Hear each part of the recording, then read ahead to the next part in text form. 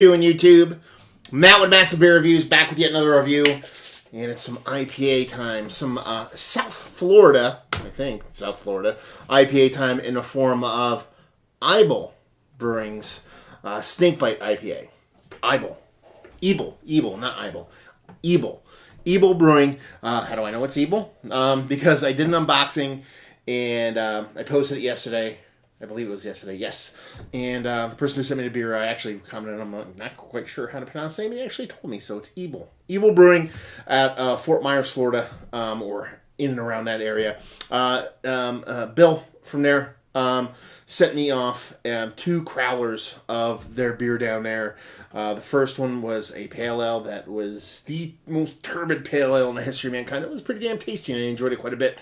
So this is the second one. Probably going to throw them both up in the same day, so you'll see this one after that one. And yeah, let's dive in. As far as what it says in this crowler, it says Port Ybel Brewing, given to mean island hopping, Fort Myers, Florida. Snookbite IPA and 7.2% alcohol by volume. Label-wise, it's alright. You know, it's not my favorite logo in the history of mankind. Other than that, it's your typical kind of Oscar Blues kind of crowler kind of label going on. So let's give this a crack, see what this one has to offer. Like I said, that last one was so dense and cloudy. It looked like a kind of yeast starter. It pretty much looked like it was that kind of turbid. So we'll see what this one has to offer. Definitely not nearly as bonkers as the other one. As you can see on this pour, this one's quite a bit clearer than its counterpart. So yeah, heavy pour out of a pretty big crowler. 2 fingers, infinitely tight, compact head. Almost looks like a nitro style head to it. That kind of creaminess, a little bit of rocky bubbles on top of the creaminess. And it's got a subtle haziness to it. Yeah, subtle little haziness. Nothing too crazy. Little particulate, tiny particulate, and a snow globey kind of carbonation, all wrapped in a golden honey kind of look.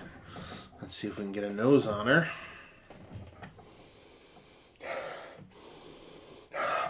Smells old school. The pale ale they threw at me was way new school as far as how it was done with its just hazy turbidness. This one, definitely more kind of new schooly.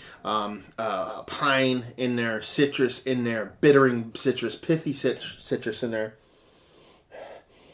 And a little bit of kind of like tangerininess kind of going on there. A little, almost even like kind of like a stone fruity kind of apricot-y kind of thing going on there. But it's mostly citrus, a little bit of pininess.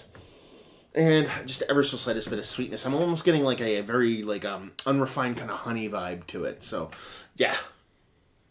She smells nice. She smells like old school to me. Old school. Which is not a bad thing. If it's done right. So let's see what she's got. Cheers.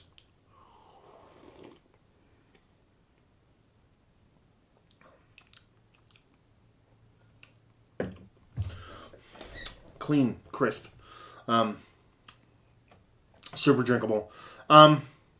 Drinks like 7.2%.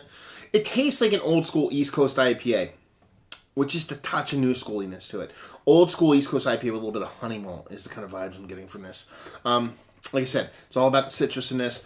You get the nice sweet citrus, a bit of pithy citrus, a little bit of kind of apricot-y kind of thing going on in there. A touch of pininess.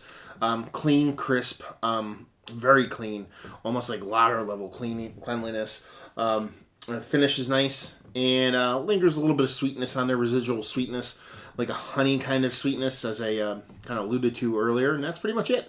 Nice. Definitely a drastic, stark difference from the pale ale they sent off. Much clearer, much cleaner, much crisper, and that's definitely a good thing. It shows that they can kind of go both ends of the spectrum.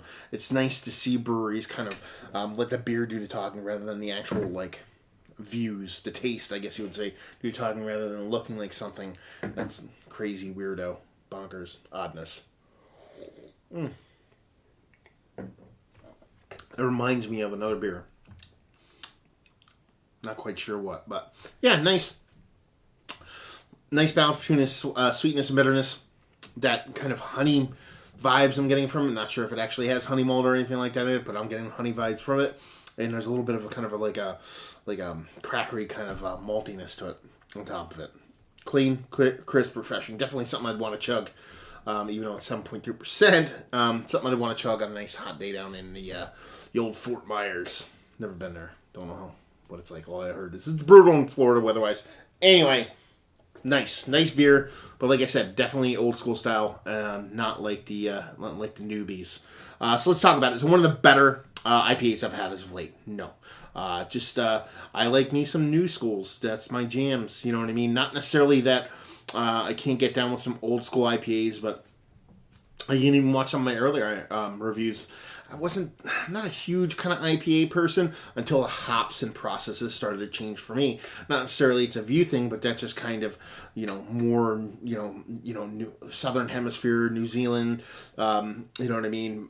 Kind of hops and how they used them kind of worked for me and then brought me into the kind of IPA realm. It's not necessarily, it wasn't my first beer go-to many years ago, but now with the way they do beers, I'm quite a IPA fan if it's done the way I like it. This is nice and definitely one of the better old school style IPAs I've had as of late. But in general, across the board IPAs on the outside looking in. Value availability, no idea. Hopefully someone down in the comment section can chime in on that and just say if you like what we like this.